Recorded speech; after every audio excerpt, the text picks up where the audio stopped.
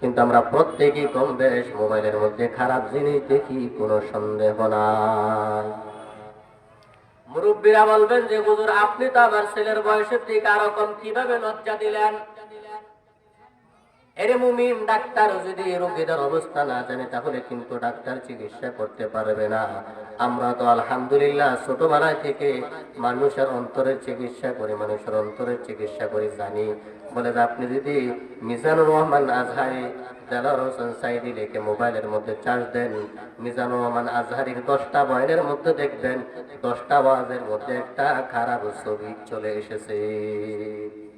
তাহলে আপনার ইচ্ছা না থাকা সত্ত্বেও আপনি মোবাইলের মধ্যে খারাপ জিনিস দেখে ফেললেন। বাস্তব না বাস্তব? এরে মুমিন, যদি আপনি চোখ দিয়ে খারাপ জিনিস দেখেন তাহলে চোখের শুকরিয়া আদায় হবে না, বরং চোখ দিয়ে কোলে কোলে আল্লাহ তাআলার কোরআন শরীফের তেলাওয়াত করতে হবে, আল্লাহ তাআলার কোরআন শরীফের তেলাওয়াত করতে হবে। এই চক্ষু দিয়া মা বাবার দিকে তাকাইতে হবে, মা বাবার দিকে তাকাইতে হবে। বলে যে কেউ যদি নেক নজরে মা বাবার দিকে তাকায় তাহলে আল্লাহ তাআলা ওই বান্দার আমলনামার মধ্যে একটা কবুল হজ, একটা কবুল উমরার সওয়াব লিখে দেন।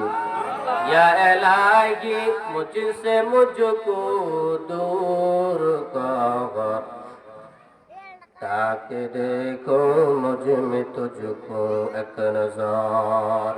তাহলে শুকরিয়া, চোখের শুকরিয়া আদায় কিভাবে হবে? কোরআন শরীফ দেখে দেখে পড়তে হবে, মা বাবার দিকে নেক নজরে তাকাতে হবে, আলেম ওলামাদের দিকে নেক নজরে তাকাতে হবে, মুরব্বিদেরকে নেক নজরে তাকাতে হবে, তাহলে চোখের শুকরিয়া আদায় হবে। ঠিক আছে ইনশাআল্লাহ?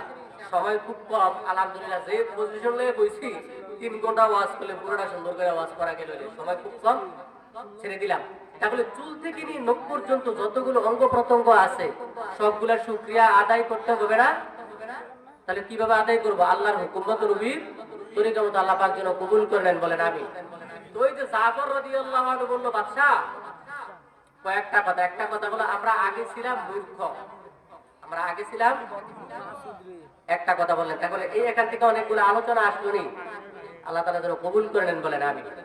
দ্বিতীয় নম্বরে হলো বাদশা আমরা ছিলাম আগে মুশরিক, আমরা আগে কি ছিলাম?